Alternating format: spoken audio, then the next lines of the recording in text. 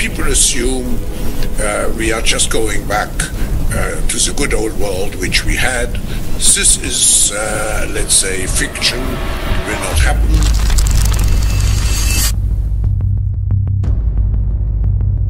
Now is the historical moment, the time, not only to fight severe virus, but to shape the system.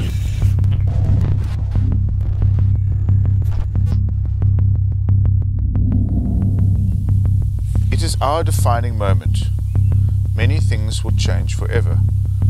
A new world will emerge, the contours of which are for us to both imagine and to draw. Many of us are pondering when things will return to normal. The short response is never.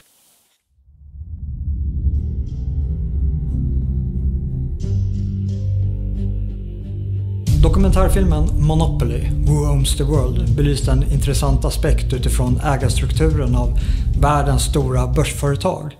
Det är flera fondjättar, alltså företag som har som företagsmodell att investera i andra företag, som har ett enormt ägande och inflytande på alla våra börsnoterade företag. De här äger allt ifrån big tech till livsmedel till allting annat som produceras och saluförs. De största av dessa fondjättar är BlackRock och Vanguard. De har ett ägarinflytande inom allt som är värt att äga.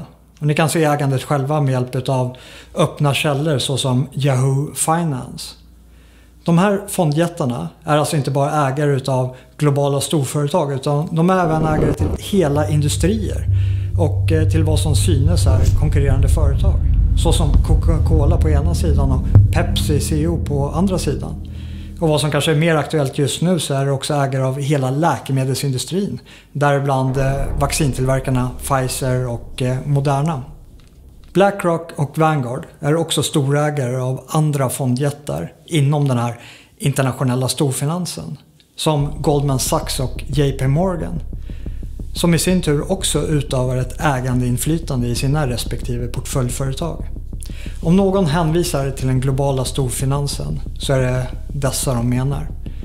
Det är ett nästlat ägande som lägger grunden för en väl dold dominans där det till ytan ser ut som om att det finns en myriad av konkurrerande företag med olika former av intressemotsättningar. När i själva verket föreligger en monopolliknande ägandestruktur där BlackRock och Vanguard vinner oavsett tjänst som inhandlas eller produkt som konsumeras. De är så stora att varningar har börjat höjas inom delar av det amerikanska näringslivet. Att med nuvarande takt så kommer det inte längre att existera någon som helst meningsfull bolagsstämma till 2040. Då BlackRock och Vanguard fullständigt kommer att dominera alla börsnoterade företag. Som att spela ett partimonopol där en spelare redan äger allt. Hur påverkar egentligen ett sånt här maktkoncentrat vårt samhälle? Föreställ er själva om någon har obegränsat med pengar och som kontrollerar världens rikaste företag. Finns det något eller några som de inte skulle kunna påverka? BlackRock och Vanguard arbetar aktivt med ägarstyrning för att påverka företagen i en mer politiserad riktning med bland annat mångfaldsmål baserat på kön och etnicitet. I Sverige har svenska näringslivstoppar problematiserat hur de lägger sig i styrningen av de svenska börsföretagen, där fondjättarna kräver en större implementering av mångfald i såväl företagsstyrelser som företagen i sin helhet. BlackRock är en av Stockholmsbörsens största ägare och har varit tydliga med att man vill se mer mångfald i svenska bolagsstyrelser, bland annat vad gäller styrelseledamöters etniska bakgrund. Men nu får det jättelika amerikanska fondbolaget svidande kritik från AMF och Lannebo som menar att BlackRock inte förstår hur svensk bolagsstyrning fungerar och att det kan få förödande konsekvenser. Den här utvecklingen har gått fort och det är väldigt få som är faktiskt medvetna om att idag är BlackRock och deras kollega Vanguard tillsammans är de faktiskt den svenska börsens absolut största ägare. Amra Balik är Europachef för ägarstyrning hos BlackRock. Precis som alla företag som vi har investerat våra kunders kapital i så håller vi svenska företag ansvariga för att göra framsteg inom mångfaldsarbetet. Det sker inom ramen för ägarstyrningen och nyligen publicerade riktlinjer för röstningen. Balik förtydligar. Vårt förstärkta fokus på etnisk och könsmässig mångfald i företagsstyrelser sker i stort mot bakgrund av vår möjlighet att agera genom att rösta mot styrelser som inte uppvisar mångfald 2022. BlackRock är den största ägaren av Stockholmsbörsen. Och ägarstyrningen fungerar. Svenska flaggskeppsföretag som Ericsson listar in som bästa arbetsplatsen för LGBTQ+. Investor med Wallenberg-familjen är den näst största ägaren av Stockholmsbörsen. Men då ska man också vara medveten om att BlackRock och Vanguard är de största ägarna av Investor efter Wallenberg-familjen. Investor, likt alla andra fondbolag som också delägs av BlackRock och Vanguard, arbetar aktivt för att påverka företagen som de äger i samma slags mångfaldsriktning. Investor har som målsättning till 2030 att alla företag som ingår i Investorsfären ska aktivt främja mångfald i alla dimensioner. What is truly Scandinavian? Grattis! Absolutely nothing. Vi har fokuserat på intersektionaliteten och utmanar maktordningen. There is no such thing. We're no better than our Viking ancestors.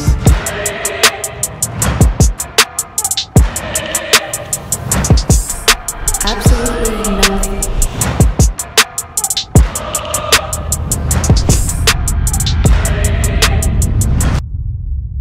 Det här får såklart effekt. Ägarna vill inte bara påverka företagskulturen utan de vill även påverka hela samhället.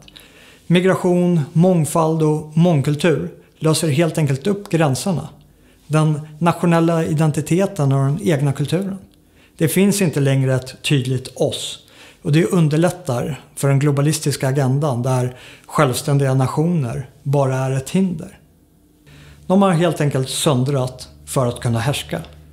Och med andra handen arbetar globalisterna med att pådriva klimatalarmismen. Klimatfrågan är ett gränslöst hot, vilket innebär att det är lätt att hävda gränslösa lösningar. Alltså mer av globalism och överstatlighet, där vi på grund av en uppiskad rädsla för klimathotet ger bort mer av vårt självbestämmande. Och de som ifrågasätter och gör motstånd mot den här agendan svartmålas utav medien som klimatförnekare och för att sprida desinformation och fake news av en media som i stor utsträckning ägs av samma stora internationella finansbolag som i grund och botten också är det som kritiseras. Och då kan det ibland låta väldigt skriptat, även fast det till synes skulle vara konkurrerande nyhetsförmedlare.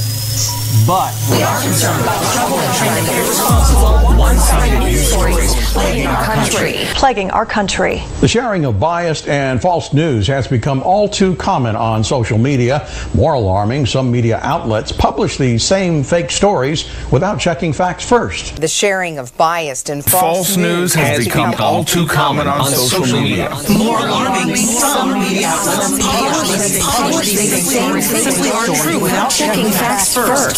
Unfortunately, some members of the media use their platforms to push their own personal bias and agenda to control exactly what people think. And this is extremely dangerous to our democracy. This is extremely dangerous to our democracy. This is extremely dangerous to our democracy. This is extremely dangerous to our democracy. This is extremely dangerous to our democracy. This is extremely dangerous to our democracy. This is extremely dangerous to our democracy. This is extremely dangerous to our democracy. This is extremely dangerous to our democracy. Det här är extremt farligt för vår demokrati. Amazon has transformed its operations in response to COVID-19 to protect employees and keep packages flowing. The company is keeping its employees safe and healthy while still delivering those packages to your doorstep. The company is keeping its employees safe. The company is keeping its employees safe. Millions of Americans staying at home are relying on Amazon. Enda sättet att prisas av mainstream media är helt enkelt att spela med på globalisternas agenda. Vill du vara en respekterad samhällsmedborgare som inte svartmålas, eller om du vill göra någon som helst karriär värt namnet, så finns det vissa saker du inte får motsätta dig. För om du inte ger läpparnas bekännelser till såväl mångfaldsmålen som klimatmålen, så kan du omöjligen klättra inom något börsnoterat företag. Den globala storfinansen påverkar såväl den nationella som den internationella politiken genom deras medieägande och genom politiseringen av alla deras företag. Men de använder sig även av andra plattformar för att nå direkt in till det politiska ledarskiktet. En sådan plattform är Bilderberggruppen. Högt uppsatta politiker kallas till årliga möten med den finansiella eliten under mycket stort hemlighetsmakeri. Ser du ett problem med att man som folkvald politiker deltar i slutna sällskap där allmänheten inte har insyn i vad som ställs på programmet? Nej, det ser jag inte. Så det är inget demokratiproblem att folkvalda politiker deltar i Bilderbergmötet till exempel som du har gjort? Nej. Vi har till exempel riksdagens utskott stängda de också till exempel. Så att vi har ju mycket sånt. Svenska regeringens sammanträde är också slutna, de är inte öppna för allmänheten. Det är några få familjer som dominerar den här sfären, däribland familjen Rothschild och familjen Rockefeller. Och från Sverige så är det familjen Wallenberg, och i Bilderberggruppens styrkommitté ingår också Marcus Wallenberg. Så här uttryckte Bilderberg-medlemmen David Rockefeller sig i sina memoarer. Some even believe we are part of a secret cabal working against the best interests of the United States, characterizing my family and me as internationalists and of conspiring with others around the world to build a more integrated global political and economic structure. One world, if you will. If that's the charge, I stand guilty and I am proud of it. Nationalstaten står i vägen för den globala storfinansens vision om en gränslös värld, underställd deras direkta inflytande. Samma kritik mot nationen kommer också från en annan plattform som även den för samman den globala finanseliten med våra politiska företrädare. Med syftet för att bryta ner nationella intressen för att främja den internationella finanseliten. World Economic Forum är en medlemsorganisation för den globala storfinansen som ämnar tillgodose sina medlemmars intressen genom att vara en plattform som skär igenom samhällets alla delar så att medlemmarna når såväl politiker, intellektuella och andra ledare av samhället för att kunna förverkliga den globala agendan. Companies do pay to come here. They pay a lot actually. But when it comes to civil society, scholars, scientists, activists and the media, they come for free. Because healthy economies are about a lot more than big business. And we need diverse voices to make sure all sectors of society are involved in decision making. Klaus Schwab är ordförande för World Economic Forum och har lanserat begreppet The Great Reset som innebär en omfattande global, social och ekonomisk omstart i samband med covid-pandemin. Klaus Schwab skriver i sin bok med samma namn, COVID-19 The Great Reset. At first glance, the pandemic and the environment might seem to be only distantly related cousins, but they are much closer and more intertwined than we think. They are global in nature and therefore can only be properly addressed in a globally coordinated fashion. Och den återkommande problembilden som målas upp av Schwab är the absence of global governance. Det är genom att fokusera på och blåsa upp gränslösa hot och skapa en rädsla för de hoten som gör att vi ger bort vårt självbestämmande. Deras mål är att vi inte längre kommer att vara nationella medborgare i olika länder utan vi ska betrakta oss som världsmedborgare under en global ledning. Det är inte helt otänkbart att anledningen till att World Economic Forum inte lanserade The Great Reset i samband med klimathysterin var för att vi aldrig blev tillräckligt rädda för klimathoten. För att gå med på de här tvångsåtgärderna som den här stora omstarten kräver.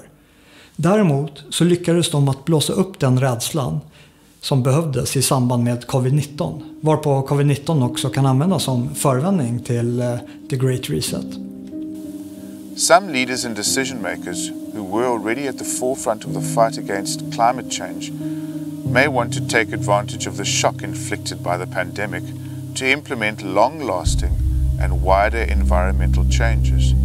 They will in effect make good use of the pandemic by not letting the crisis go to waste. Now is the historical moment, the time. This pandemic has provided an opportunity for a reset. It is an opportunity we have never had before and may never have again. We must not miss this unique window of opportunity. Till skillnad från Bilderberggruppen så är World Economic Forum en mer öppen plattform där agendan propageras utåt. Det handlar om att styra narrativet. World Economic Forum ska vara i kontroll över berättelsen som ska förmedlas till världens befolkning. We are here to develop the great narrative, a story for the future. We will look how we imagine, how we decide, how we execute the great narratives, how we define the story of our world for the future. Det stora narrativet är att covid-19 är ett gigantiskt öppningsfönster för att genomföra den här stora omstarten. Det handlar inte om att komma ur pandemin tillbaka till vad vi uppfattar som ett normalläge, utan vi ska in i ett nytt normal som tar sin början med en omstart. Och därmed är inte heller alla åtgärder som vi vidtagit med restriktioner, lockdowns och vaccinpass att betrakta som en exit-strategi från pandemin, utan ska snarare ses som en ingångsstrategi till ett helt nytt normaltillstånd, helt väsensskilt från det som var innan. The pandemic gives us this chance. It represents a rare but narrow window of opportunity to reflect, reimagine and reset our world. Really to create a great narrative for humankind. Many of us are pondering when things will return to normal. The short response is never. Att de här åtgärderna som World Economic Forum och deras samarbetspartners har infört inte handlar om vår hälsa blir extra tydligt hur Schwab beskriver covid-19 i sin bok. The corona crisis is one of the least deadly pandemics the world has experienced over the last 2,000 years. The consequences of COVID-19 in terms of health and mortality will be mild compared to previous pandemics. It does not constitute an existential threat or a shock that will leave its imprint on the world's population for decades. Någonting som däremot kommer att lämna ett avtryck hos världens befolkning i en oöverskådlig framtid är de permanenta förändringar som World Economic Forum vill genomföra. The societal upheaval unleashed by COVID-19 will last for years and possibly generations. När Världshälsoorganisationen utlyser en pandemi så får det långtgående konsekvenser. Och anledningen till att en sjukdom som inte är så allvarlig ändå kan klassas som en pandemi beror på att Världshälsoorganisationen 2009 ändrade definitionen för vad en pandemi är. De tog helt enkelt bort kravet på överdödlighet för att kunna klassa svininfluensan som en pandemi. Det gäller det skräcken för den så kallade svininfluensan som nu sprider sig över världen. Frågan är hur befogad den skräcken är och om det verkligen handlar om en pandemi. När WHO kallar en smitta för pandemi så får det långtgående konsekvenser både för samhällsinstitutioner och företag. Men ansedda forskare ifrågasätter nu själva pandemibegreppet och även den planerade massvaccineringen. För en stund sedan pratade jag med en oberoende forskare knuten till det högt ansedda Cochrane-institutet som utvärderar olika behandlingsmetoder. En forskare som är mycket kritisk till larmet som går över världen. This one seems to be a pretty mild form of disease, so I'm not sure that I understand all this worry, but there may be good reasons for it. But now you say it's not serious, but in Sweden, for example, we prepare for mass vaccinations. Isn't that necessary according to you? Vaccination in a pandemic, or so-called pandemic vaccines, well, we never know whether they'll work, because of course there is no target virus to test the vaccine against, usually. Pandemic vaccines and other vaccines are registered before the virus is around. And so it's a gamble whether these vaccines will work.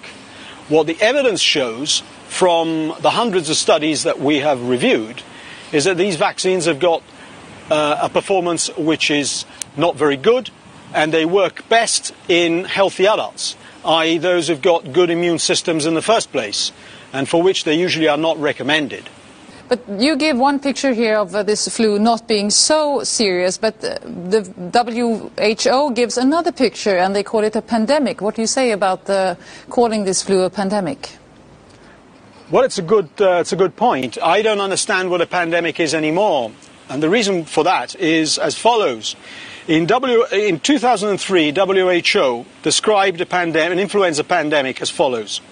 An influenza pandemic occurs when a new influenza virus appears against which the human population has no immunity, resulting in several simultaneous epidemics worldwide with enormous numbers of deaths and illness.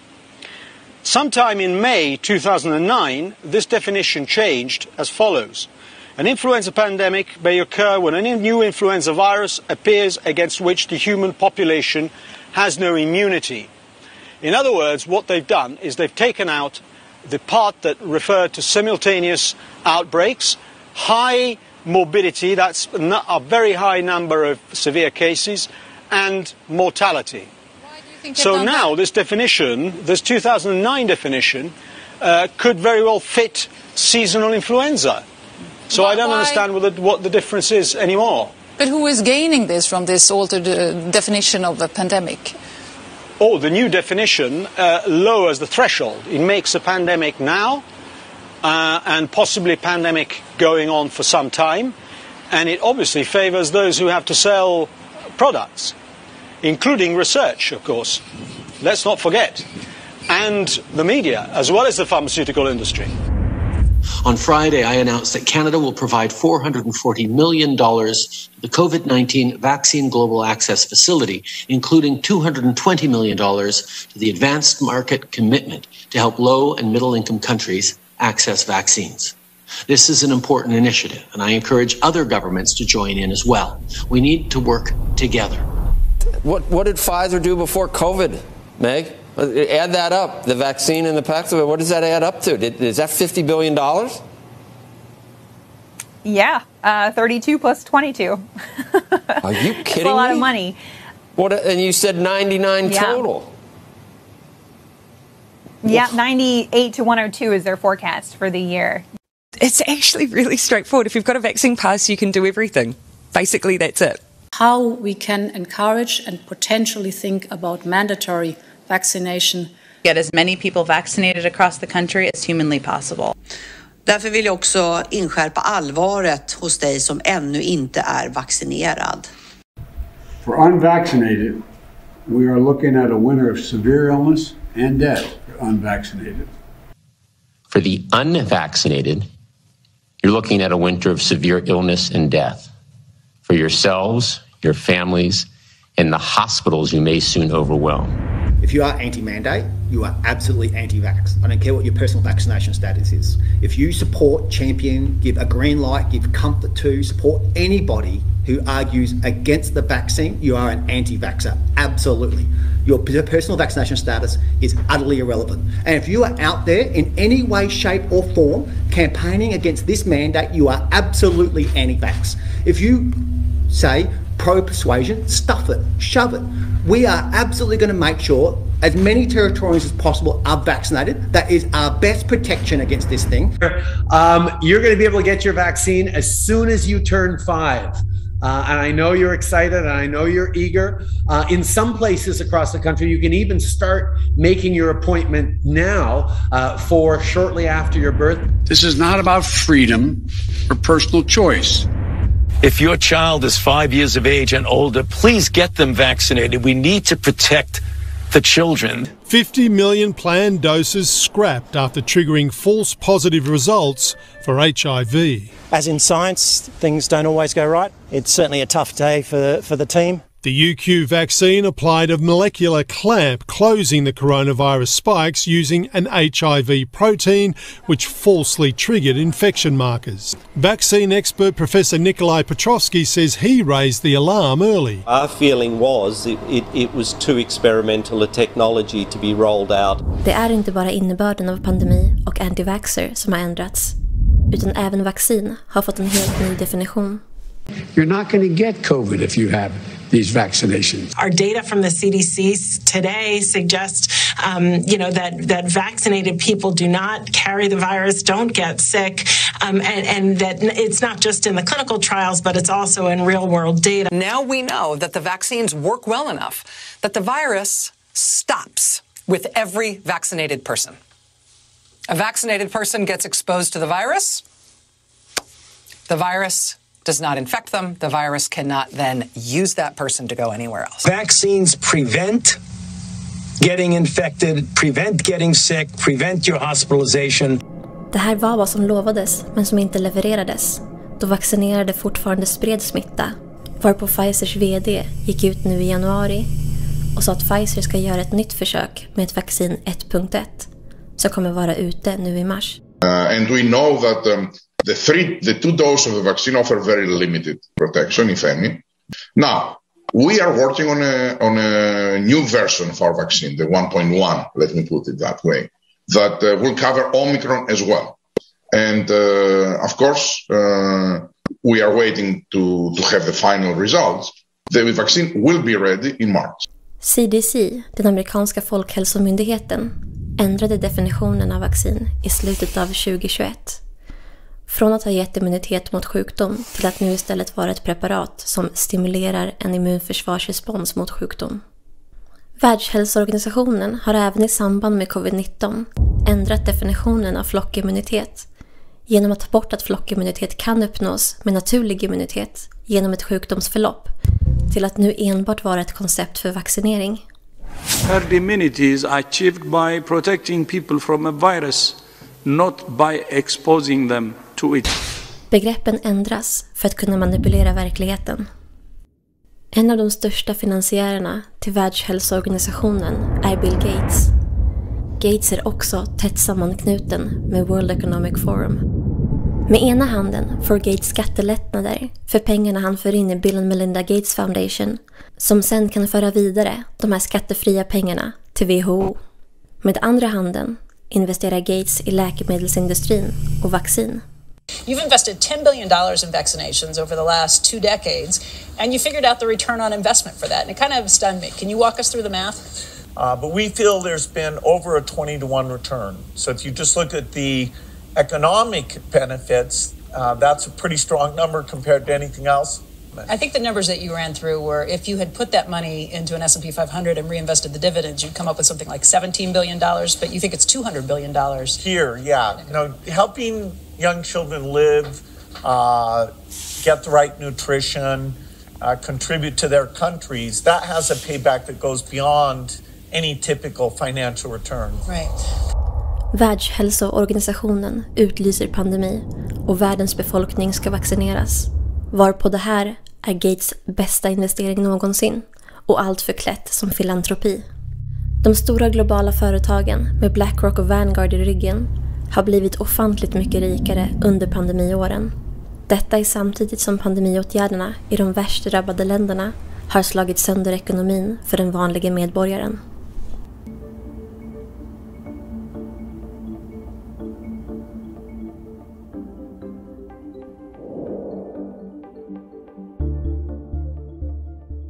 Vid en allvarlig kris skapas ett handlingsfönster för policyförändringar, även om krisen är frammanipulerad, vilket är fallet med covid-19.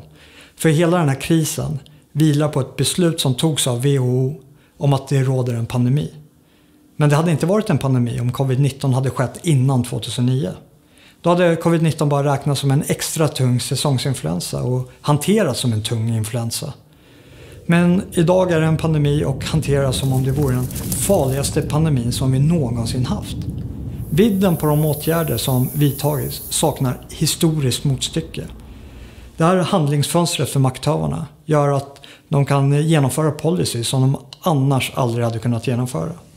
De använder helt enkelt den här krisen som förevändning till att implementera nya regler och förhållningssätt som medför att när vi väl lämnar krisen och söker ett avslut så lämnar vi det gamla normalläget bakom oss och vi träder istället in i ett nytt normalläge där de här förändringarna som har genomförts lever kvar som det nya normala. It is our defining moment. Many things will change forever. A new world will emerge, the contours of which are for us to both imagine and to draw. Schwabs och World Economic Forums vision går så långt att de behöver använda andra världskrigets världsomdaning som jämförelse till vad The Great Reset kan komma att innebära. World War II could even so be one of the most relevant mental anchors in the effort to assess what's coming next. World War II was the quintessential transformational war. triggering not only fundamental changes to the global order and the global economy, but also entailing radical shifts in societal attitudes and beliefs that eventually paved the way for radically new policies and social contract provisions. The magnitude of their transformative power is comparable. Both have the potential to be a transformative crisis of previously unimaginable proportions. Covid-19 används som språngbräda för att genomföra den största och mest omfattande förändringen någonsin och saknar helt historiskt motstycke.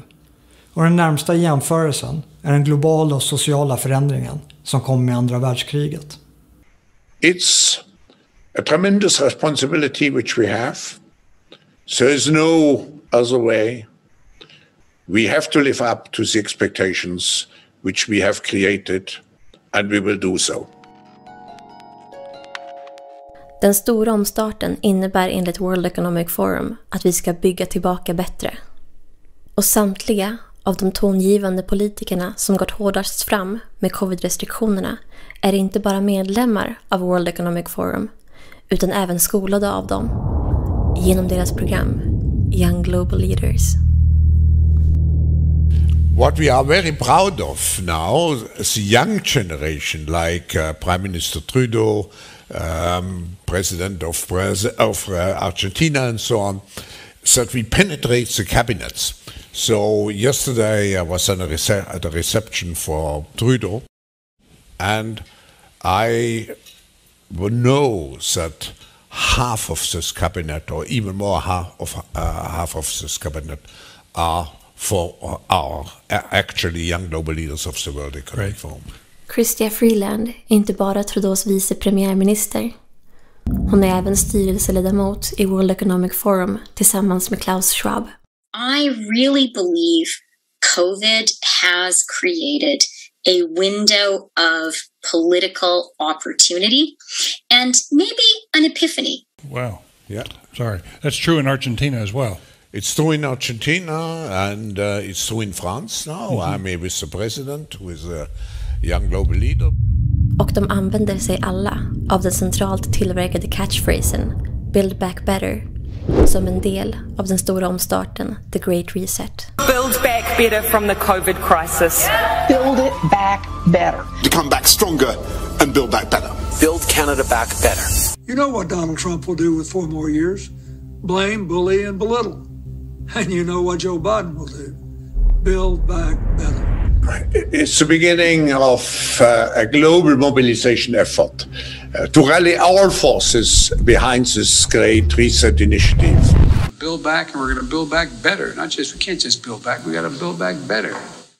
Now is the time to start building back better. History would look at this crisis as the great opportunity for reset. The Great Reset is a welcome recognition that this human tragedy must be a wake-up call. It is imperative that we reimagine, rebuild, redesign, reinvigorate and rebalance our world. All elements of the Great Reset are fundamental to building the future we need. Sweden is ready to do its part. To build back better or whatever. Build back better. In this time of coronavirus. It's certainly a major crisis, but it also offers us a unique opportunity. Now is the time to make the changes we need to build a climate-resilient world, but also to build back better. Lanseringen av The Great Reset föregicks av en lång rad möten och korrespondens mellan World Economic Forum och våra politiska ledare. De nederländska myndigheterna har offentliggjort delar av korrespondensen mellan deras premiärminister, finansminister och utrikesminister med Klaus Schwab och World Economic Forum. Dear Minister, the discussions will focus on shaping policies for the post-COVID-19 era under the theme of the Great Reset. The Forum will work with your staff to ensure that your participation becomes a major force in shaping the Great Reset. I look forward to welcoming you in Davos. Klaus Schwab skickade även boken The Great Reset och premiärministern svarade Schwab med orden att boken ger en hoppfull analys om en bättre framtid. Dear Professor Schwab, your book provides us a worrying, thus hopeful analysis for a better future. Premiärministern förnekade dock all kännedom om The Great Reset vid en utfrågning i det nederländska parlamentet. Voorzitter, steeds meer mensen zien dat het een grote leugen is dat het huidige coronabeleid ertoe dient om onze volksgezondheid te beschermen. Maar dat roept natuurlijk wel de vraag op waarom dan al die afschuwelijke maatregelen worden getroffen die onze hele manier van leven, onze hele samenleving kapot maken. Nu zijn er een aantal invloedrijke globalisten die naar eigen zeggen de coronacrisis zien als een enorme kans om onze wereld te resetten en dus een pervers belang hebben om deze crisis nog even voor te laten duren. En een van deze globalisten is de heer Klaus Schwab, oprichter en voorzitter van het World Economic Forum. En hij heeft ook een boek geschreven met als pakkende titel COVID-19, The Great Reset. En mijn vraag aan de demissionair minister-president is: hoe beoordeelt hij de inhoud van dit boek? De minister-president. Ik ken het boek niet, voorzitter. Maar ik zou de heer Vermeijeren willen adviseren om niet al te veel in al die conspiracy-theorieën. Ik kijk ze ook allemaal op YouTube. Ik vind het altijd fascinerend hoe dan uitgelegd wordt dat 9/11 niet heeft plaatsgevonden of dat het allemaal anders zit. Ontzettend knap in elkaar gezet. Maar het is meestal wat het is, een conspiracy-theorie. De heer Vermeijeren. Nou, het verbaast mij dat de eerste vraag die ik aan de heer Rutte stel sinds ik beëdigd ben als Kamerlid direct wordt beantwoord. Dank u wel, maar het verbaast mij dat die eerste vraag direct wordt beantwoord met een leugen. Ik heb namelijk een brief in mijn hand die dateert van 26 november 2020. En dat is een brief van de heer Rutte aan de heer Klaus Schwab, waarin hij de heer Schwab bedankt voor het toezenden van zijn boek. En dit noemt een hoopvolle analyse voor een betere toekomst. Zou de heer Rutte nog even kunnen graven in zijn geheugen? Het is nog geen half jaar geleden, dus ik weet niet hoe lang uw herinneringen actief blijven. Maar waarschijnlijk is dit nog wel ergens op te graven. En mijn eerste vraag opnieuw te beantwoorden en nu eerlijk, alstublieft. Nou, het eerlijke antwoord is dat dat een nette brief is. Waarin je helaas niet alle boeken die je toegestuurd krijgt van kaft tot kaft kunt lezen. Maar wel degene die je toestuurt een vriendelijke brief wil terugsturen. Nou, dan zegt de heer Rutte dus eigenlijk dat hij niet heeft gelogen tegen mij, maar tegen de heer Klaus Schwab. Visionen av The Great Reset är att vi ska lämna det gamla och komma in i det nya. Och det nya innefattar vad Schwab kallar stakeholder capitalism. Stakeholder capitalism innebär att de globala företagen inte bara ska ägna sig åt sin egen verksamhet, utan de måste även ta ett helhetsansvar för samhällets alla delar, med en emfas på social rättvisa, och detta oberoende av nationsgränserna. We've reached a human crisis unlike any that we've experienced in the last 75 years. Meaning one side has too much, the other side will oppose it. We've done a lot of things to create the imbalances that we have today. COVID-19 has laid bare the systemic social inequities. Addressing these larger problems must become our priority. We have to make sure that the economy actually works for the people. It's not just about growth for growth's sake, but how we share that prosperity. The most important tools are the education and technology. We are one community. We have to remember that.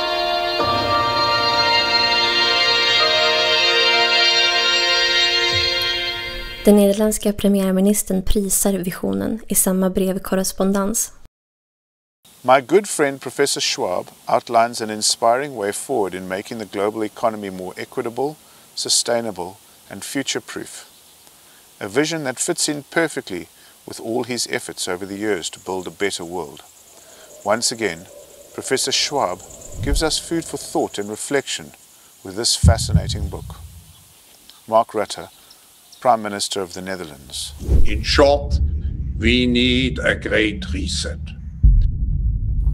Det här väcker onekligen en övergripande fråga över vems intressen är våra politiker företräder när de pratar om den här stora omstarten.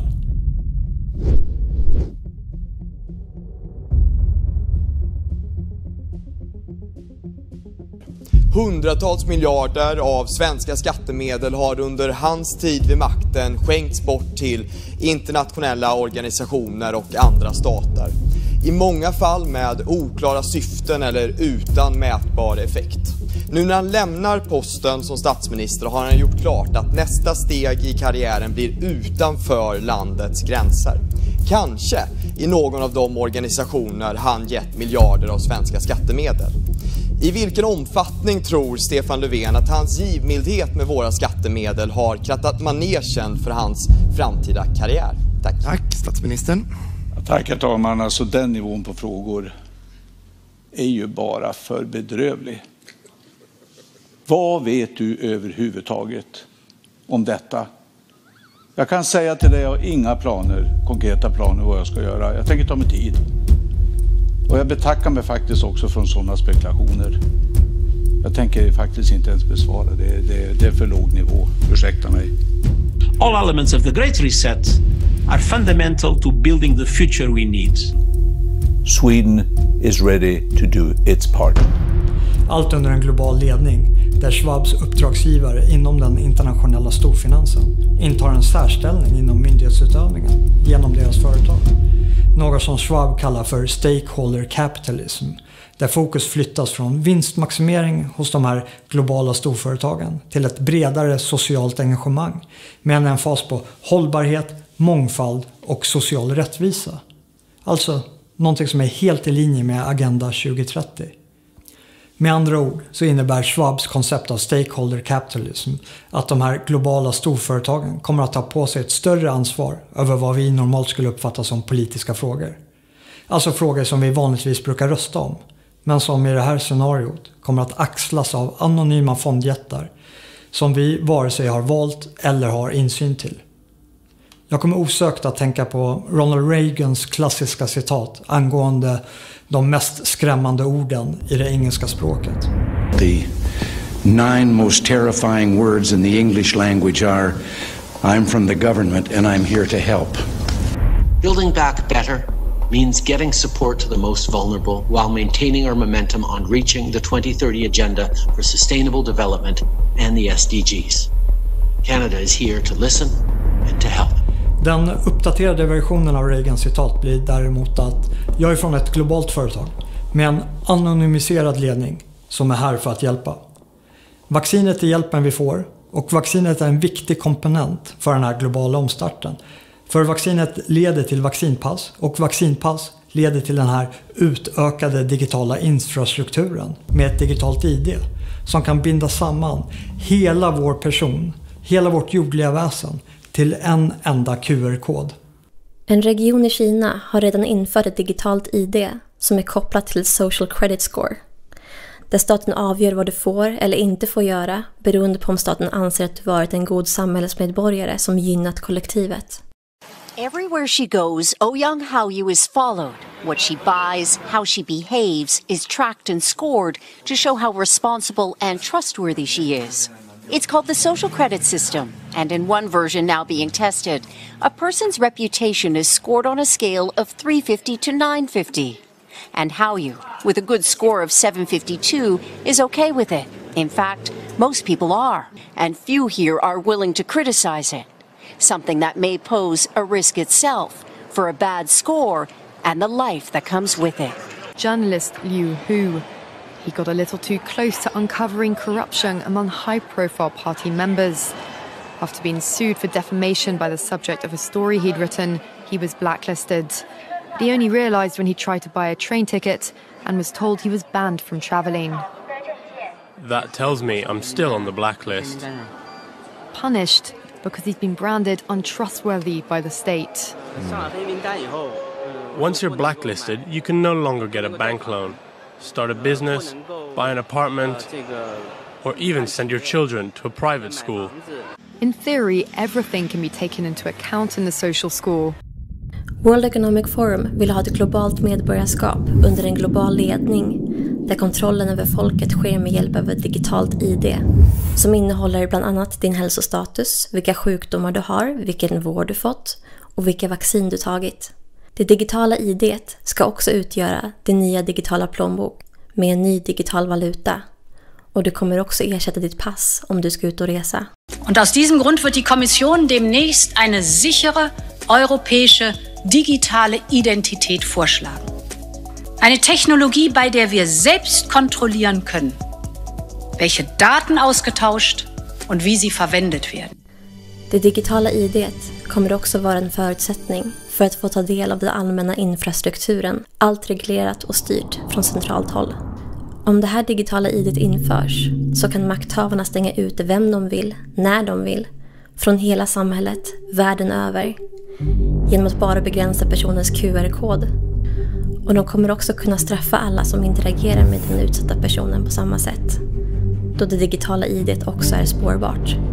Om de inte lyckas införa det digitala ID:t i samband med den här krisen, så finns det alltid nya kriser runt hörnet som kommer att kunna rättfärdiga införandet utav det här digitala ID:t. For a potential cyber pandemic. The COVID-19 pandemic has shaken our economies and societies to the core and shown us how vulnerable we are to biological threats. In the digital world, similar risks are being overlooked right now. A cyber attack with COVID-like characteristics would spread faster and further than any biological virus. Its reproductive rate would be around 10 times greater than what we've experienced with the coronavirus. Fortunately, at least until now, cyber attacks have not impacted our health the way pandemics have, but the economic damages, and therefore the impact they have had on our daily lives, have been equal and sometimes even greater. You see, the only way to stop the exponential propagation of a COVID-like cyber threat is to fully disconnect the millions of vulnerable devices from one another and from the internet. All of this in a matter of days. Och för att kunna återansluta sig till internet så kommer det att behövas ett digitalt ID för att säkerställa att man inte är smittbärare av viruset. Precis på samma sätt som du behövde ett vaccinpass för att visa att du inte var smittbärare av covid, så du kunde återansluta till den sociala infrastrukturen. The COVID-19 crisis would be seen in this respect as a small disturbance in comparison to a major cyber attack. De här åtgärderna vi har sett med lockdowns och vaccinpass är inte en strategi för vår hälsa och vårt välbefinnande. För de här så kallade lösningarna är värre än självaste sjukdomen. De här åtgärderna är till för att valla in oss till det nya normala. Something like 1984 could actually happen. This is the direction the world is going in at the present time. Aujourd'hui, au bout de ça, on parle de puces qu'on pourra s'implanter. Ce sera quand ça? Certainement dans les 10 années à venir. Et après, on pourrait s'imaginer qu'on les implante dans nos cerveaux ou dans notre peau. Et à la fin, peut-être il y a une communication directe entre notre cerveau et le monde digital. Ce que nous voyons, c'est une sorte de fusion du monde physique, digital et biologique. There is no digital without chips. And the European need for chips will double in the next decade. I just would like to highlight what you said about the European Chips Act, because it's an important step to create the physical brain for digitalization and to have it located to a certain extent in Europe. And today, most of our supplies come from a handful of producers outside Europe. And this is a dependency and uncertainty we simply cannot afford. There will be no loyalty except loyalty to the party. But always there will be the intoxication of power. Always, at every moment, there will be the thrill of victory, the sensation of trampling on an enemy who is helpless. If you want a picture of the future, imagine a boot stamping on a human face forever. The moral to be drawn from this dangerous nightmare situation is a simple one. Don't let it happen. It depends on you.